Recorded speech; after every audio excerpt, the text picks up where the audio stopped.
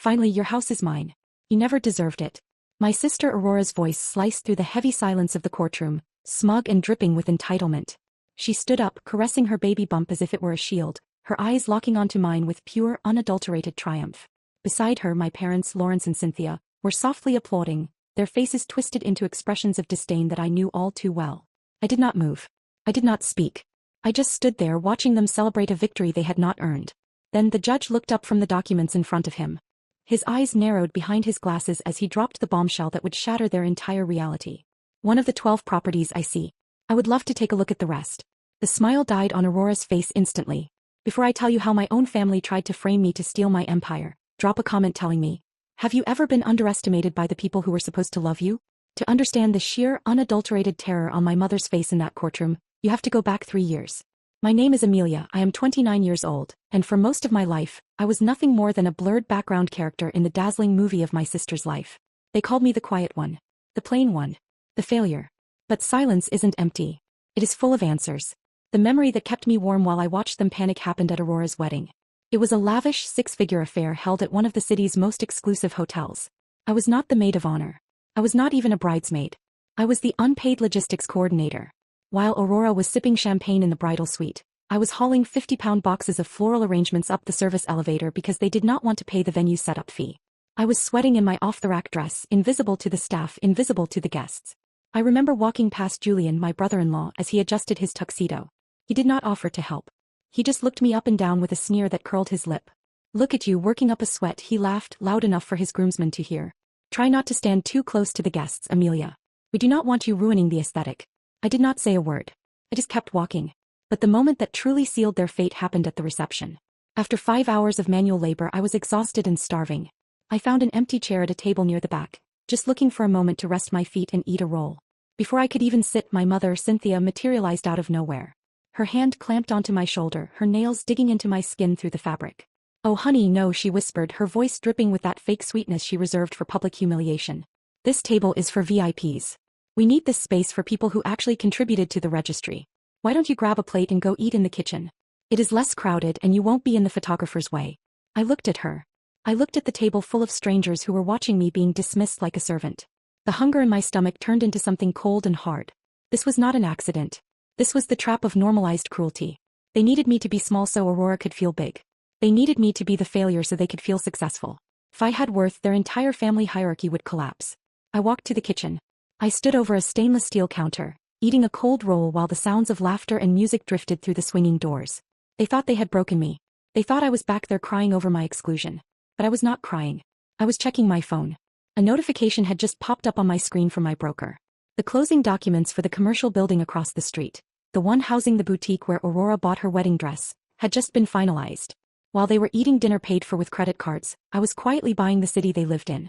I swallowed that cold roll and I smiled. They did not know it yet, but the kitchen staff owned the venue.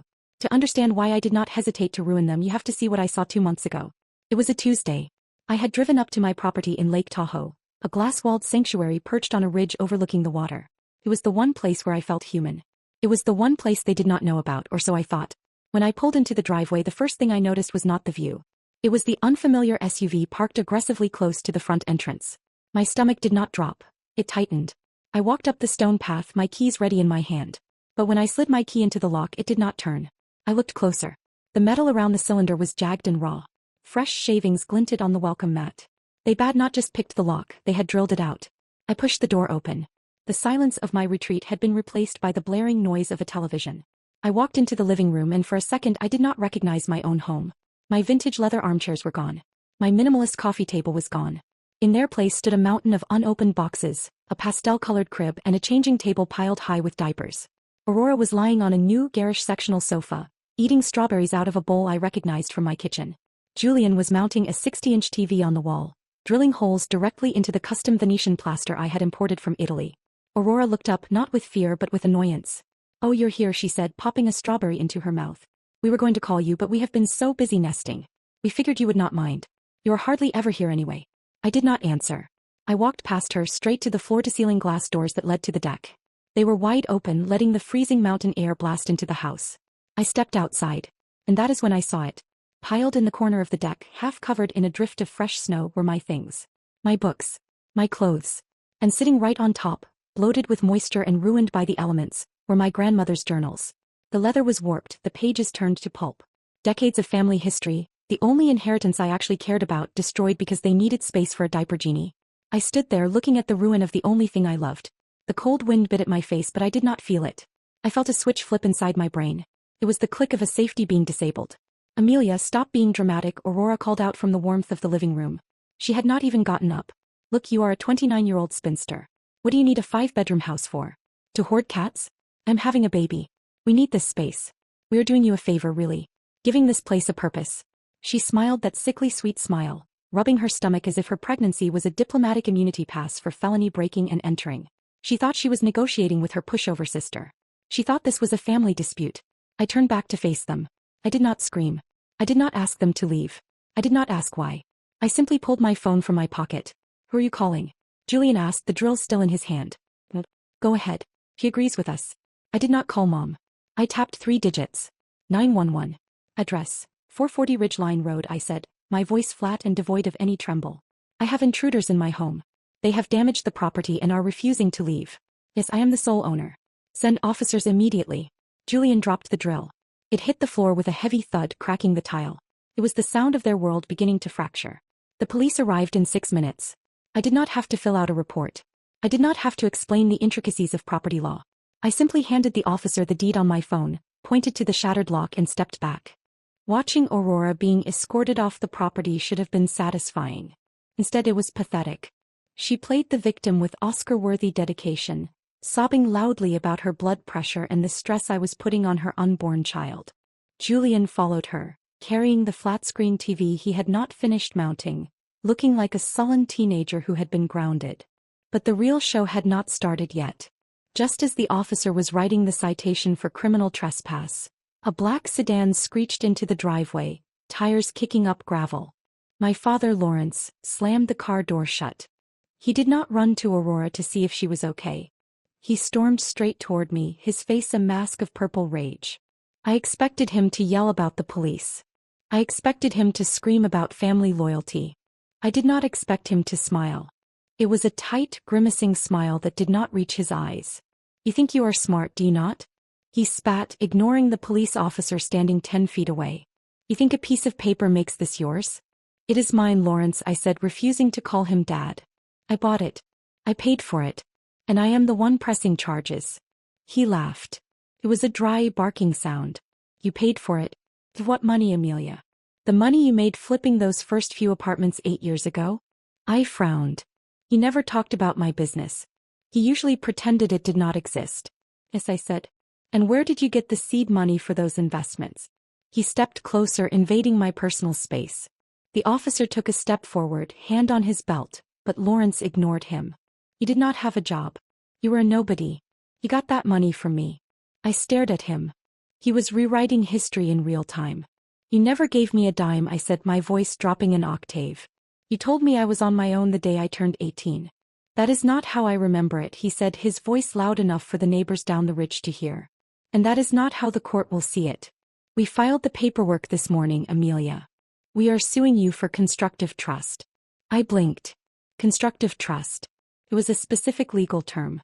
It meant he was claiming that he had transferred property or money to me in good faith, to hold on his behalf, and that I was now unjustly enriching myself by keeping it. That $500,000 I gave you 8 years ago? He continued, lying with such conviction that for a second, I almost questioned my own memory. That was not a gift. It was an investment. You were just the nominee. You were holding it for the family. No. We want our assets back. Including this house. He was not just trying to steal the lake house. He was trying to steal the origin story of my entire life. He was claiming that my sweat, my sleepless nights, my risks, and my victories were actually his. He was trying to turn me from a self-made woman into an embezzler. Aurora stopped crying by the police cruiser. She looked at me, a smirk cutting through her tears. Ideally, we will settle, she called out. Just sign over the deed and we will drop the lawsuit. We might even let you visit the baby. I looked at them. The father who claimed my success was his. The sister who believed she was entitled to the fruit of my labor. The brother-in-law who was already calculating the resale value of my furniture. They were so confident. They truly believed that because I had been silent all these years I was weak. I looked at Lawrence. "You're under oath?" I asked quietly. "You are willing to swear in a court of law that you gave me $500,000 in cash 8 years ago?" "Absolutely," he sneered. "I have the withdrawal slips to prove I had the money." "You're finished, Amelia." I did not argue. I did not scream that he was a liar. I simply nodded. "See you in court," I said. The next morning I sat in a conference room that cost more per hour than my father made in a month. My attorney, a man whose silence was more terrifying than most people's shouting, slid a thick binder across the mahogany table. "We have a problem, Amelia," he said, tapping the lawsuit my father had filed. "They aren't just coming for the lake house. They are petitioning for a forensic audit of your entire financial history.